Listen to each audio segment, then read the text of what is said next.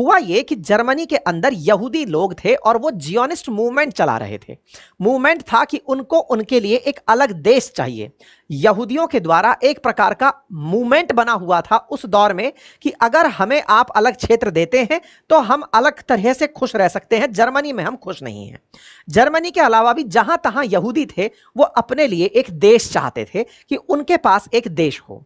Britain ने इन्हीं Zionist movement में लिप्त जो यहूदी थे इन्हें मोटिवेशन दे दिया और कहा कि अगर आप प्रथम विश्व युद्ध में ही जर्मनी में साथ ना दें तो मैं युद्ध जीतने के बाद यहूदियों को एक नया देश दे दूंगा और वो ऑटोमन एम्पायर के अंदर फिलिस्तीन नाम का देश होगा।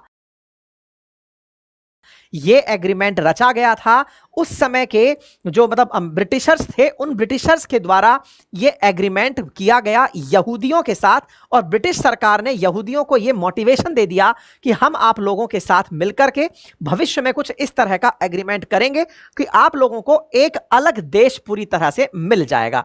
अब इस पूरे समय पर यहूदी विचारक थे जो यहूदियों को बसाने को लेकर मूवमेंट चला रहे थे। ब्रिटिश सरकार ने अपनी तरफ से इनको एक एग्रीमेंट टिका दिया कि आप अगर बनकर आते हैं तो हम आपको इस तरह से कुछ चीज दे देंगे। इसे बेलफोर डिक्लेरेशन के नाम से जाना जाता है। अब साहब इसमें एक बहुत इंपॉर्टेंट बात है और वो इंपॉर्टेंट बात यहीं से शुरू होती है।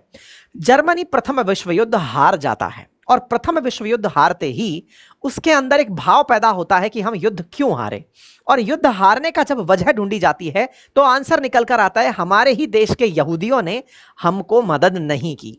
अगर यहूदियों ने हमें मदद नहीं की, ये सेंटिमेंट जर्मन्स के बीच में बहुत तेजी से उभरता है और जर्मन्स के बीच उभरे इस तेजी से रिबेल ने यहूदियों के खिलाफ एक नफरत का भाव पैदा कर दिया होता है। प्रथम विश्व युद्ध में हारा जर्मनी अपने अंदर एक रिबेल लेकर के खड़ा हो रहा होता है। इसी समय हिटलर निकल कर आता है। यह हिटलर ही था जो यहूदियों के खिलाफ पूरी तरह से होलोकॉस्ट जैसी घटना को अंजाम देता है, यहूदियों के खिलाफ मैसेकर करने निकल पड़ता है कि ये लोग हमारे देश में होकर हमारा साथ नहीं दिए। ये ब्रिटिशर्स की चाल थी ताकि जर्मनी को कमजोर किया जा सके। यहूदियों के भीतर उनकी इस मांग को हवा देना जिस ब्रिटेन ने किया वही आगे चलकर दुनिया में आज के युद्ध का कारण बना।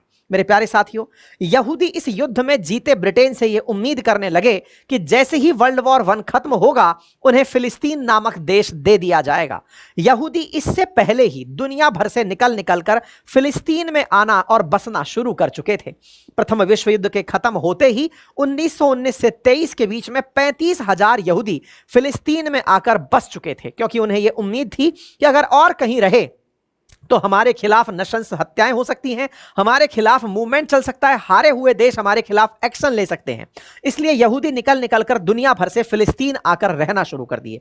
ये उस समय की तस्वीरें हैं जिसको आप देख सकते हैं। 1917 के अंदर क्या हुआ करता था, ब्रिटेन के कहने से किस तरह से ये पूरे फिलिस्तीन में आकर के थोड़ी सी मात्रा में आकर बस गए थे यहूदी। यहां पर आप देख सकते हैं ये जूइश हैं जो थोड़ी सी कॉलोनी में आपको छींटे छींटे से दिखाई दे रहे हैं।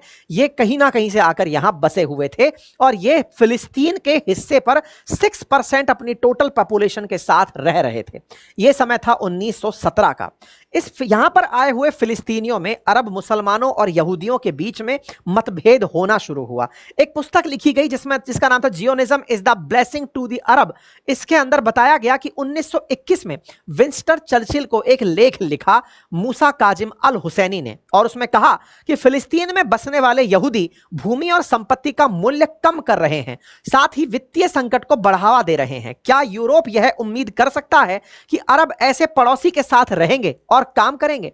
अंग्रेजों ने फिलिस्तीनियों की बात नहीं मानी, दोनों गुटों के बीच तनाव बढ़ने लगा और इसी बीच में यहूदियों ने अपनी सेना बनाना शुरू कर दिया। इसका नाम आयरन वॉल रखा गया। आयरन वॉल के ऊपर अब तक 2 किताबें लिखी जा चुकी हैं कि यहूदियों ने आयरन वॉल बनाना शुरू किया अपनी सुरक्षा के लिए। 1947 आते आते यूएन में फिलिस्तीन को 2 हिस्सों में बांट दिया गया, एक हिस्सा यहूदियों के लिए और दूसरा हिस्सा फिलिस्तीनियों के लिए। यहूदी संख्या में कम थे लेकिन इन्हें 62% फिलिस्तीन का हिस्सा दे दिया गया, इजराइल का नाम दिया गया। और दूसरा 14 मई 1948 को इजराइल फिलिस्तीन के भीतर एक नया देश बनकर तैयार हो गया। यह उस समय का मैप है जब अरब्स जो थे वो यहां पर 45% हिस्से के साथ थे 47 में, और जूइश 55% हिस्से के साथ फैल चुके थे। यह आपके सामने कम पॉपुलेशन के साथ बड़ा हिस्सा रखे हुए जूज का मैप दिखाई देता है। आपके दिमाग में एक बड़ा सवाल बनेगा कि फिलिस्तीन ये पहुंचे कैसे? तो ऑब्वियस ही रीजन है क्योंकि हारे हुए देशों के अंदर यहूदियों के खिलाफ एक हिंसा का भाव था और ब्रिटेन बेलफोर्ट डिक्लेरेशन में यह कह चुका था कि मैं आप लोगों को एक अलग देश दिलवाऊंगा, एक उम्मीद दे चुका था कि आप फिलिस्तीन में अपनी रूट्स जो हैं उन्हें पाते हैं, आप वहीं जाइएगा। ऐसे में जो यरूशलेम नाम की जगह है इसे अभी भी इंटरनेशनल इंपॉर्टेंस के कारण इंटरनेशनल एडमिनिस्ट्रेशन के अधीन रख दिया गया, अंतरराष्ट्रीय रूप से इस पर शासन होगा। अब असल में जो पहला कलेश शुरू हुआ वो इजराइल के बनते ही शुरू हुआ, 14 मई 1948 से शुरू हुआ। क्यों? क्योंकि उस समय ईरान ने यूनाइटेड नेशन में इजराइल का बनना स्वीकार नहीं किया। यह यूएन के अंदर हुई वोटिंग है जिसमें ईरान और इराक आपको अगेंस्ट में यानी वोट अगेंस्ट करते हुए दिखाई दिए। साथियों, यहां इंटरेस्टिंग बात है कि जब इजराइल अस्तित्व में आया था तो इस प्रस्ताव में फिलिस्तीन को यहूदी और अरब राज्यों में बांटने की बात थी। यहूदी नेताओं ने तो प्रस्ताव मान लिया लेकिन अरब लोगों ने इस प्रस्ताव को नहीं माना। यह ईरान उन 13 देशों में शामिल था जो इस बात के खिलाफ था कि इस तरह से दो देश हों और उसमें इजराइल को संयुक्त राष्ट्र के अंदर सदस्य के रूप में मान्यता दी जाए।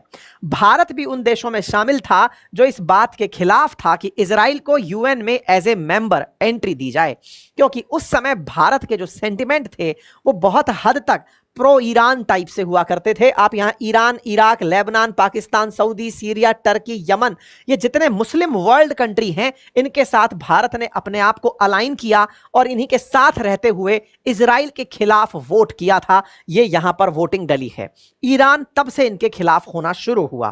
खैर, अब इजराइल का जन्म हो चुका था और इस इजराइल के जन्म के साथ सार्वजनिक रूप से ईरान इजराइल को मान्यता देने से इनकार कर दिया। कहा कि मैं इसे कंट्री मानता ही नहीं हूं। लेकिन 1950 आते आते जिन देशों ने दुनिया को तोड़कर हिस्से बनाए थे वो देश दुनिया पर दबाव डालना शुरू किए कि इजराइल को कंट्री के रूप में मान्यता दो।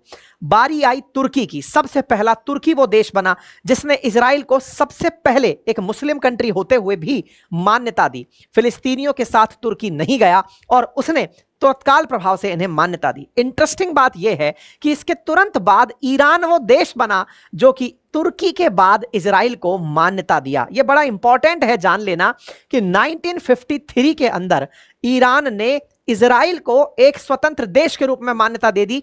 जो आज तक सऊदी अरब स्वीकार नहीं कर पाया वो ईरान 1953 में कर लिया। अब आपके दिमाग में प्रश्न बनेगा, ऐसा क्या हुआ कि ईरान जो कि बनते समय स्वीकार नहीं कर रहा है कि यह देश है, उसे थोड़े ही समय बाद स्वीकार कर ले रहा है कि हां यह देश है? ऐसा क्या हुआ 5 साल के भीतर? अब इस कहानी को भी थोड़ा सा समझते हैं। असल मायने में कहानी यहां पर शुरू होती है मोहम्मद मोसद्दक सरकार से। असल में ईरान में मोहम्मद मोसद्दक सरकार चलती थी जो कि लोकतांत्रिक तरीके से चुनी हुई सरकार थी। इस सरकार के खिलाफ अमेरिका और ब्रिटेन ने कू करवा दिया, तख्ता पलट करवा दिया और तख्ता पलट करवा करके यहां पर अपना ही एक व्यक्ति सरकार में बिठा दिया। अमेरिका के द्वारा किए गए इस तख्ता पलट में मोहम्मद रेजा पहलवी की सरकार बनी जिसे शाह ऑफ ईरान कहा गया। मतलब ईरान के अंदर तख्ता पलट, जैसे आज आप बांग्लादेश में शेख हसीना के खिलाफ मोहम्मद यूनुस को बैठा देखते हैं, ऐसे ही उस समय मोहम्मद मोसद्दक के खिलाफ ईरान में तख्ता पलट करवाने में अमेरिका कामयाब हुआ और यहां पर शाह रेजा पहलवी की सरकार बना दी। शाह शासन यहां पर चलने लगा। यह चूंकि सरकार बिठाई अमेरिका ने थी इसलिए शाह रेजा पहलवी पूरी तरह अमेरिका के सामने बिछ गए। इस तरह बिछे कि इन्होंने पूरी तरह ईरान को फैशन सिटी बना दिया, पश्चिमी गुणों से ओतप्रोत कर दिया। लगभग 20 से 25 साल ईरान के ऐसे निकले कि वर्ल्ड में ईरान एक वेस्टर्न कैपिटल लगने लगा। पश्चिमी और पाश्चात्य संस्कृति ईरान के रगों में इस तरह घोल दी गई कि यह एक एक्सटेंडेड यूरोप का हिस्सा लगने लगा। यह सारा कारनामा तब हुआ जब राजा पहलवी पूरी तरह अमेरिका के नजरों में तैर रहे थे और अमेरिका का या ब्रिटेन का ईरान में इंटरेस्ट इसलिए था क्योंकि यहां तेल बहुत था। इस तेल ने ही सारा खेल किया था। वो कैसे किया था उसको भी मैं बताऊंगा, लेकिन इस विषय पर वर्ष 2023 के अंदर कुछ डॉक्यूमेंट ऐसे अमेरिका की खुफिया एजेंसी CIA के बाहर आए जिसमें खुद अमेरिका ये स्वीकार कर रहा है कि हमने ही उस समय मोहम्मद मोसद्दक की सरकार गिराई थी और वहां पर अपनी सरकार बिठाई थी। ये डॉक्यूमेंट थे जिनके ऊपर न्यूज बनी। CIA के जो डॉक्यूमेंट थे जिसमें यह बात स्वीकार की गई थी कि अमेरिका ने ही तब तख्ता पलट कराया था। ये वो लगभग 139 पेज के डॉक्यूमेंट है है जिसमें Central Intelligence Agency and the fall of Iranian prime minister Mohammad Mossadegh, इसके बारे में खबर छपी है। जानकारी कई बार अखबारों में छपी कि कैसे ब्रिटेन की खुफिया एजेंसी MI6 और अमेरिका की खुफिया एजेंसी CIA ने ईरान के अंदर कू करवाया था और अपनी सरकार बनवाई थी। शाह पहलवी को यहां पर सरकार में बिठाया था। अब ये जो पहलवी साहब आए, शाह रजा पहलवी, ये ईरान और इजराइल के बीच में घनिष्ठ और बहुआयामी गठबंधन बनाना शुरू कर दिए। मतलब रजा पहलवी ने इस तरह से यहां पर शासन किया कि वो पूरी तरह से इजराइल के पक्षधर हो गए, इजराइल को एक देश के रूप में मान्यता दे दी। इतना ही नहीं, यहां से तेल इजराइल को दिया जाना शुरू हुआ और इजराइल से बढ़िया वेपन्स जो हैं वो रजा पहलवी को बन करके आने लगे। मतलब एक प्रकार से यह समझिए कि यहां पर पश्चिमी एशिया में इन दोनों की मित्रता इतना तेजी से आगे बढ़ रही थी कि इजराइल वेपन बनाकर ईरान को देता और ईरान तेल इजराइल को देता। कहते हैं कि इजराइल अपनी जरूरत का 40% तेल ईरान से हासिल करता था और बदले में इजराइल ईरान को वेपन दिया करता था। यह उस समय पर हुआ एक एग्रीमेंट है इजराइल और ईरान के बीच में, जहां पर यह बात पाई जाती है, अश्केलोन के अंदर यह बात पता चलती है कि साहब ये दोनों लोग आपस में मिलकर के एक दूसरे के साथ बढ़िया व्यापार किया करते थे, तय करते थे कि USSR को इस मिडिल ईस्ट के अंदर एंट्री नहीं करने देनी है और हम लोग मिलकर के मिडिल ईस्ट में एक बढ़िया गठबंधन बनाकर चलेंगे। हालात ये थे कि ईरान से इजराइल तक तेल पहुंचा करता था, बकायदा तेल लाइन थी जो कि शुरू होती थी एलात से लेकर के अश्केलोन तक, जो कि गल्फ ऑफ अकाबा में स्थित है। स्वेज कैनाल के रास्ते तेल ना भेजकर बकायदा इजराइल के रास्ते ही तेल मेडिटेरेनियन सी ईरान के द्वारा भेजा जाता था। सी से मतलब तेल भेजा जाता था। इलात अश्केलोन ऑयल पाइपलाइन के नाम से 1968 के अंदर इसका निर्माण हुआ और इजराइल और ईरान जो है वो इस तरह से प्रॉपर कनेक्ट में आए कि दुनिया को लगने लगा कि यार ये तो गजब के मित्र राष्ट्र हैं, ये तेल तक एक दूसरे के साथ साझा कर रहे हैं। ईरान पूरा मिडिल ईस्ट घूम करके इस पूरे रेड सी से होकर के गल्फ ऑफ अकाबा तक तेल भेजने पहुंचता था। आप अंदाजा लगाइए, पर्शियन गल्फ से होकर या तेल लेकर गल्फ ऑफ आदेन से होकर, रेड सी से होकर गल्फ ऑफ अकाबा और फिर यहां से मेडिटेरेनियन सी तक तेल भेजने का काम ईरान किया करता था। इतनी मतलब आधी कटी रोटी जैसी मित्रता इन दोनों के बीच चलती रही। लेकिन ईरान के कट्टरपंथियों को यह बात स्वीकार नहीं थी। स्वीकार तो यह भी नहीं था कि अमेरिका उनके यहां पर इस तरह उनकी संस्कृति का पतन कर रहा है। स्वीकार यह भी नहीं था कि उनकी तरह उनके द्वारा कठपुतली बनाया हुआ जो राजा है वो राजा सारे संसाधन इन लोगों के ऊपर लुटा देगा। लोगों को यह बात चुभने लगी, लोगों को यह बात समझ में आने लगी कि किस तरह ईरान में बैठाया हुआ एक पपेट राजा, जैसे आज सोचिए कि मोहम्मद यूनुस अगर कल को आकर के कोई भी आइलैंड अमेरिका को पकड़ा दें तो जो छात्र अभी शेख हसीना के खिलाफ थे वो धीरे धीरे मोहम्मद यूनुस के खिलाफ होने लगेंगे। उन्हें लगने लगेगा कि यार ये तो गड़बड़ हो गई है, मतलब ये तो कुछ और निकल कर आ गया है। ऐसे में उस समय पर ईरान के अंदर शाह रजा पहलवी के खिलाफ एक मोमेंटम बनना शुरू हुआ। उस मोमेंटम को अमेरिका ने शुरुआत में लाइटली लिया। इजराइल ने कहा सब कुछ ठीक ही चल रहा है और उस समय रुहुल्लाह खुमैनी नाम का एक व्यक्ति एक लीडर के रूप में निकलकर आया। रुहुल्लाह खुमैनी के साथ आयतुल्लाह खमेनेई भी था जो आज का सुप्रीम लीडर है। तो ईरान के दो नेता हैं, रुहुल्लाह खुमैनी और आयतुल्लाह खमेनेई। ये दोनों ही सीनियर और जूनियर फेलो मित्र कहिए या जो भी आप कहिए कि ये इस्लामिक लीडर्स थे।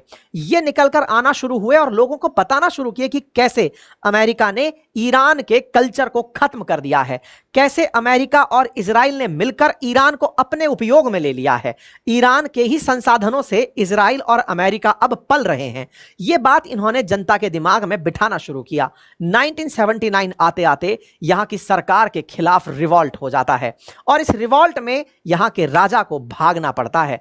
खुमैनी और खमेनेई दोनों पावर में आ जाते हैं, लेकिन कट्टरपंथ के साथ आते हैं। ऐसा कट्टरपंथ जो अमेरिका और इजराइल के खिलाफ था, लेकिन जो ईरान के लोगों में कल्चर आ चुका था उसके भी खिलाफ था। यानी खुलापन पूरी तरह खत्म होने लगा, बुर्का फिर से आने लगा, इस्लामिक कट्टरपंथ फिर से आने लगा, मुसलमानों में शिया धर्म को लेकर के, शिया सेक्ट को लेकर के फिर से एक तेजी से विश्वास बनने लगा। आपको जानकर आश्चर्य होगा, इन दोनों के बीच में एक इस तरह का एग्रीमेंट था जिसे प्रोजेक्ट फ्लावर नाम दिया गया था, जिसमें दोनों लोग मिलकर के मिलिट्री डेवलप किया करते थे। इजराइल और ईरान के बीच में प्रॉपर तरीके से वेपन बनाने का एक कॉन्ट्रैक्ट था जिसे प्रोजेक्ट फ्लावर के नाम से जाना जाता होता है, इसमें कहा जाता है कि $280 मिलियन का बकायदा ईरान ने इजराइल को तेल सप्लाई किया था ताकि उसके बदले इन्हें वेपन मिल सके। इतना ही नहीं, जैसे इजराइल के अंदर खुफिया एजेंसी मोसाद है या फिर अमेरिका CIA लेकर चलता है, रजा पहलवी को ऐसे ही सावक नाम से एक स्पेशल खुफिया पुलिस बनाकर दी गई थी। इजराइल की तर्ज पर ही ईरान के अंदर सावक नाम से यह भी इजराइल ने ही बनाकर दी थी। लेकिन लोगों को यह बात रास नहीं आई और लोगों ने रजा पहलवी के खिलाफ प्रोटेस्ट करने शुरू कर दिए, सड़कों पर उतरना शुरू हुए। और इस पूरे प्रोटेस्ट के अंदर लीडर थे खुमैनी और खेमनेई। ये दोनों ही लीडर्स इस पूरे प्रोटेस्ट के चेहरे थे जो आज भी हैं। खुमैनी अब नहीं है, खेमनेई आज भी हैं। खुमैनी 10 साल तक रहे, 10 साल तक सुप्रीम लीडर रहे। उनके जाने के बाद खेमनेई 35 साल से सुप्रीम लीडर बनकर ईरान को लीड कर रहे हैं।